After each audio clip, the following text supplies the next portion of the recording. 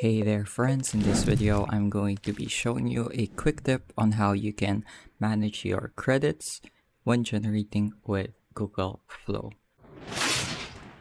So to manage your credits, I'm going to go ahead and click on a new project here. And to manage your credits, you're going to want to change your generation model. So you can find this here at the bottom right of your prompt. If you click on it, you can see at the very bottom, it says VO 3.1 fast. And right below that, it says generating will use 40 credits.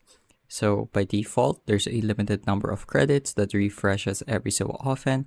I think if I remember correctly, it's every week. And if you want to manage your credits, let's say for example, there's a higher volume of videos that you'd like to generate, a good way of managing that is by using another model, the light model.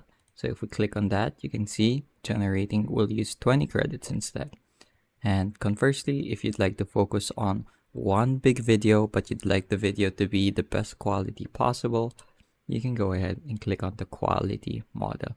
And you can see here, generating will use 200 credits. So that's just a quick and easy tip for how you can manage your credits. Make sure you're not overspending your credit budget on something that can be generated using a simple model. So that's pretty much it for this video.